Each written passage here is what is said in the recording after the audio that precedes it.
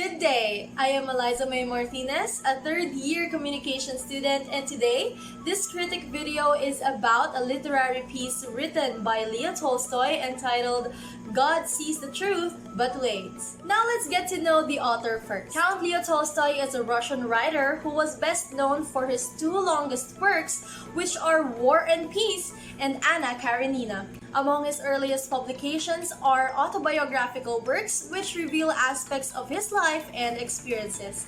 He was also a master of writing about Russian society, which is evident in his work The Cossacks in 1863. Later on, his works focused on Christian themes and then increasingly inclined towards ascetic morality and believed sternly in the Sermon on the Mount and non-violent during his late years. Moving on to his work entitled God Sees the Truth But Waits, which is about Ivan Dmitrich Aksionov, who was falsely accused of murder of the merchant he encountered while he was on his way to a fair to sell his goods. He was sentenced to be flogged with a knout and then imprisoned in Siberia for 26 years.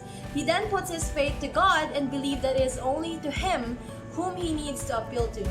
One day, an inmate named Makar Semenich came and later on confessed that he was the one who killed the merchant and framed Aksionov for it.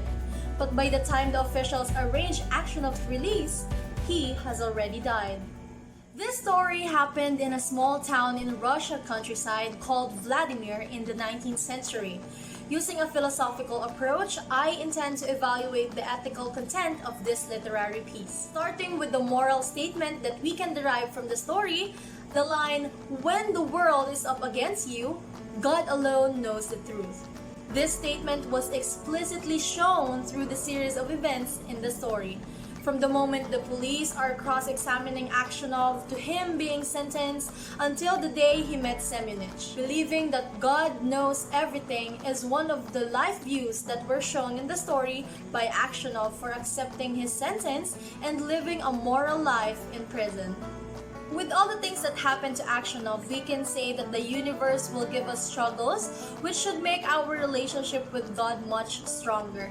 Sometimes the universe may also give us a hint to what will happen to our journey, like when Aksyonov's wife dreamt of him coming home with a gray hair which he disregarded and said that it is rather a good sign. Also, the story showed how man strengthened its relationship with God during their lowest points. By the end of the story, we can say that the good was somehow rewarded, for Aksionov was able to at least know the truth behind all his suffering, and he was able to hear Semenich ask for his forgiveness. On the other hand, since Semenich confessed his sin to both Aksionov and the governor, he will surely be spending more time in prison to pay for his crimes. Through this, we can conclude that man is naturally good, and that in the end, it is always the truth that prevails. It also shows that it is in human nature to forgive and seek for forgiveness. Lastly, in this literary piece, I realized the importance of honesty and how our lives affects others. Also, we should always remember that God sees everything. He is never too early nor too late, for He has perfect timing for everything.